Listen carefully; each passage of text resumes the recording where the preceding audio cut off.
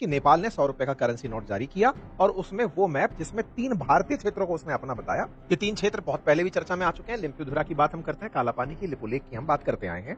हर जगह हमको ऐसा लगता है कि हम विदेश नीति में फेल मारते जा रहे हैं क्या? चाइना अरुणाचल प्रदेश पे बोल दे रहा है, उधर की तरफ से म्यांमार के अंदर से घुस करके लोग नॉर्थ ईस्ट के अंदर परेशानी खड़ी कर दे रहे हैं। श्रीलंका के साथ में हमारा कच्चा तीवू आइलैंड को लेकर विवाद चल रहा है।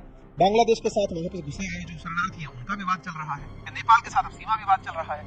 मैं भारत के इतिहास पर आपको सीधा लेकर चलता हूं। देश पर जब तक अंग्रेजों का शासन था, हमारे देश को कभी इस बात की जरूरत ही नहीं लगी कि बॉर्डर्स होते क्या हैं। ब्रिटिशर्स ने कह दिया कि ये बॉर्डर है तो वही बॉर्डर है, हम वो मान लिया करते। तो भारत ने इन तमाम देशों के साथ में ट्रॉमा बॉन्डिंग की हुई थी। भाई जैसे भारत के साथ पाकिस्तान की अगर हम बात करें तो भारत पाकिस्तान का विभाजन हुआ, दोनों खूब झगड़े, लेकिन दोनों में ब्रिटिशर शासन करते थे। तो हमारे मन में एक भावना थी कि चलो ये खुद के लिए एक देश बना ले गए। उस समय के देश निर्माताओं की थॉट ये थी, लेकिन फिर भी ये अंग्रेजों से नफरत तो करेंगे। चाइना पर भी अंग्रेजों का शासन था, हम पर भी शासन था, और अंग्रेज जब गए यहां से तो हमें लगा कि अब हम सब खुशहाल रहेंगे। बस वो तू मेरा भाई है वाली जो फीलिंग है ना, उसने हमें बहुत नुकसान पहुंचाया। पाकिस्तान को हम अपना बच्चा मानते हुए कि चलो भाई हमसे निकला है, कोई बात नहीं।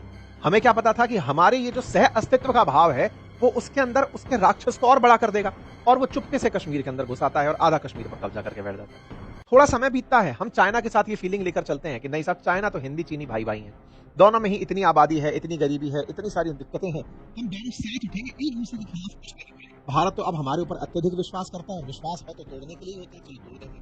आया और हमारे ऊपर हमला कर दिया, हमारा एक हिस्सा दबाकर वो बैठ गया जो अक्साई चीन के नाम से बैठा जाना जाता है। आप समझ रहे हैं? मतलब हम उनसे बदले में कुछ भी उम्मीद ना रखें, बस भारत मदद करता रहे, यही हमारा बड़ा होने का दायित्व निभाने जैसा है। भाई हमने नेबरहुड फर्स्ट पॉलिसी अपना ली, हमारे लिए पड़ोसी पहले है, उसका दर्द पहले है, वैसी वाली फीलिंग भारत ने पर इंद्र कुमार गुजराल साहब जो विदेश मंत्री थे, बाद में पीएम भी बने, उनके समय पर अपना ली।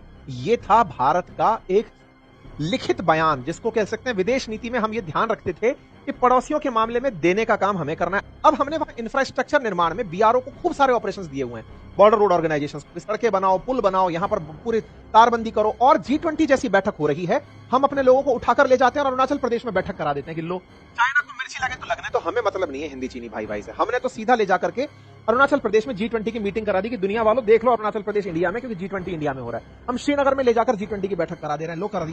तो कुल मिलाकर के भारत अपना स्टेटमेंट देता है, यानी कि भारत तय करता है कि हम लोग इंडिया फर्स्ट मानते हैं, दिक्कतें तुम्हें होंगी, हमें इससे कोई दिक्कत नहीं। कि ये सब भारत के खिलाफ लोग बयान क्यों दे रहे हैं, क्यों इनके अंदर इतना साहस आ रहा है? असल में इनका वो जो दाना बटता था यहां से वो बंद हो गया है।